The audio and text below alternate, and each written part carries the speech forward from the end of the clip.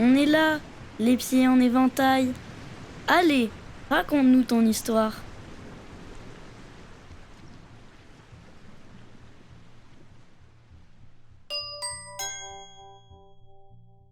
Dans la collection À chaque mois son histoire, voici le 7e volume, celui du mois de juillet, à lire les pieds en éventail. Vacances à l'envers, Seknakave. Illustré par les élèves de CM1 CM2 de la classe d'Estelle de l'école de Saint-Nazaire d'Aude. Aujourd'hui, c'est le 4 juillet. J'adore ce jour, car aujourd'hui est le dernier jour d'école. À partir de demain, vacances. Et comme j'habite au bord de la mer, je reste toujours chez moi l'été. Et je profite de la plage, des baignades, des copains, des parties de pêche et de ballon. Bref, l'été j'adore, c'est le paradis. Plus personne pour me dire de me lever. D'ailleurs, j'ai tellement envie d'en profiter que dès que j'ouvre un œil, je bondis hors du lit. Plus personne pour me faire travailler, pour me dire de faire mes devoirs. Mes parents tiennent une pizzeria, alors l'été, eux, ils travaillent. Et ils sont bien contents de ne pas m'avoir dans leurs jambes. Au fait, moi, j'ai 10 ans et je m'appelle Audouin. Comme vous l'avez compris, j'ai l'intention de profiter de l'été avec mes copains. Alors ce soir, je traîne, je flâne, mais dès demain, vélo, baignade, pêche, c'est le programme de la matinée. Allez, bonne nuit. En attendant la suite, faites de beaux rêves. Audouin alla se coucher dans ses draps qui sentaient bon la vanille, laissant son esprit vagabonder en songeant à tous ces jours merveilleux à venir. Peu à peu, le sommeil le gagna et il glissa, glissa, jusqu'à s'endormir profondément. Quelques heures plus tard, ce fut le froid qui le réveilla. Un froid glacial, un tel froid qu'on a envie de se glisser sous la couette et d'y rester. Peu à peu, ce froid réveilla Audouin, qui se demandait ce qui se passait. Comme tous les étés, il dormait en caleçon, avec juste un drap sur lui. Or, à cet instant précis, il aurait préféré une couette bien épaisse et un pyjama chaud. Mais que se passe-t-il? Se demanda-t-il. Il trouva tout de même le courage de se lever, s'enroula dans son drap et avança jusqu'à la fenêtre qui avait vue sur mer. Incroyable!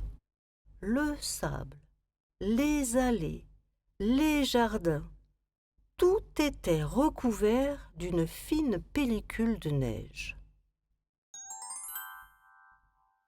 Il écarquilla les yeux, croyant être mal réveillé.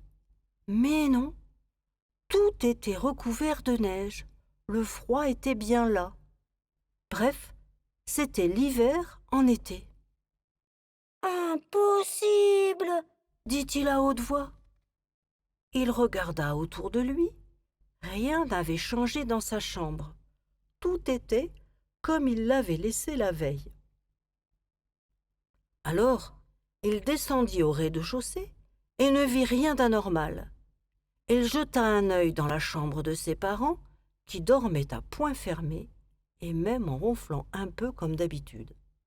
Il n'osa pas les réveiller. Il s'approcha alors de la fenêtre du salon qui donnait sur la rue. Ce qu'il vit le laissa bouche bée. Sur la route enneigée roulait au ralenti une voiture. Mais au lieu d'avancer bien tranquillement, cette voiture roulait en arrière. Et oui, à reculons. Mais que se passe-t-il? Il resta à la fenêtre pour attendre un autre véhicule. Et ce fut un cycliste qui fut bientôt à portée de vue. Lui aussi pédalait à reculons. Un monde de folie. Alors Audouin enfila vite fait un gilet et sortit dans le jardin. Oh!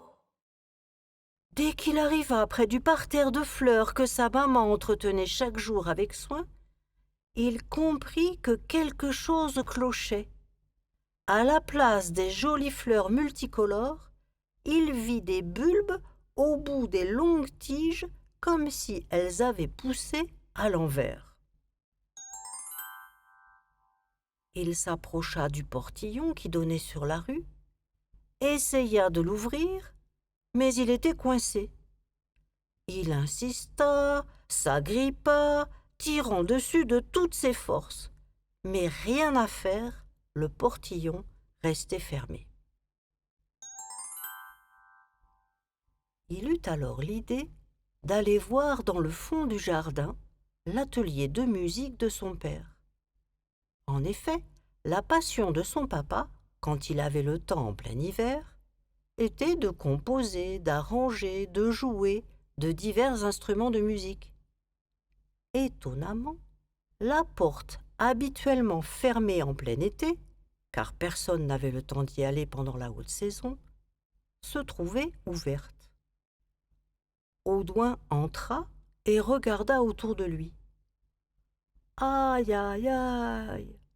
Que dirait son père quand il verrait cela? Tout était sans dessus-dessous.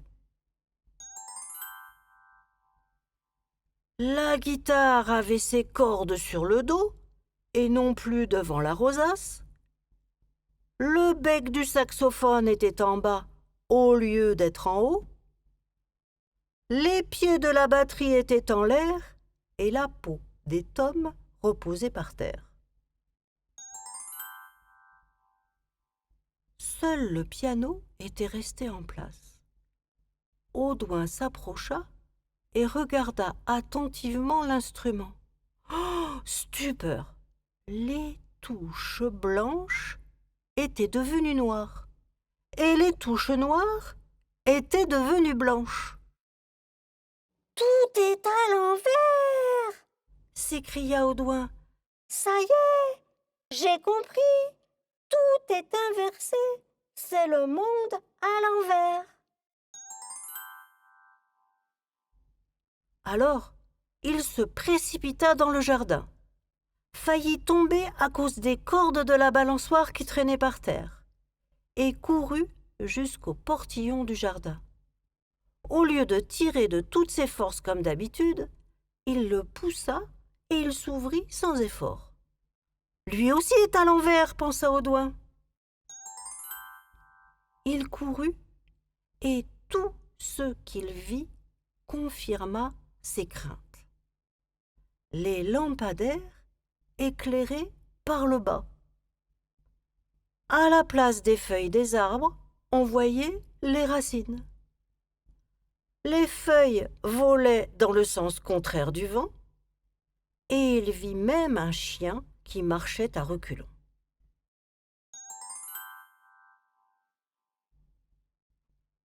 Quand il passa devant l'école, il s'aperçut que les aiguilles de l'horloge tournaient à l'envers. Mais il remarqua aussi, comble de malchance, que toute trace des futures vacances avait disparu.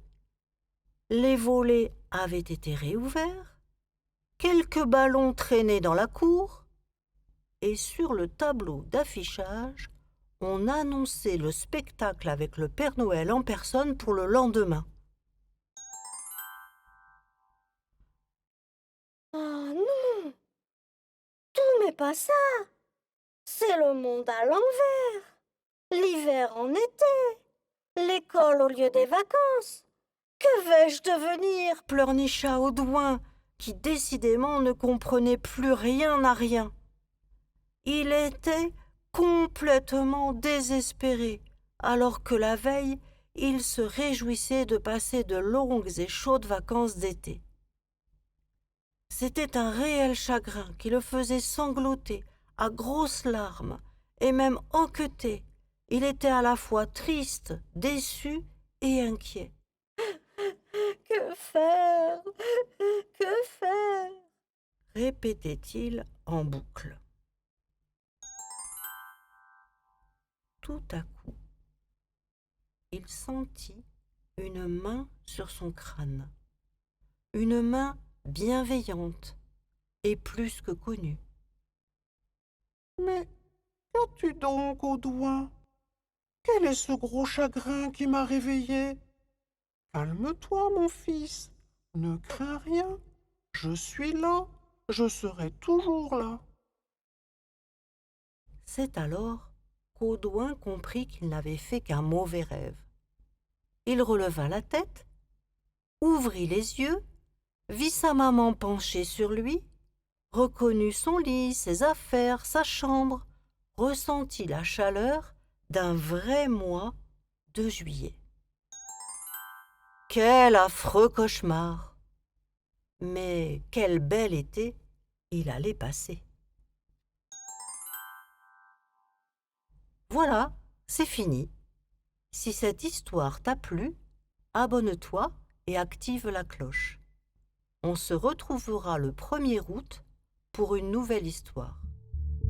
Si tu souhaites me soutenir et acheter le livre, je te laisse le lien dans la description. À bientôt!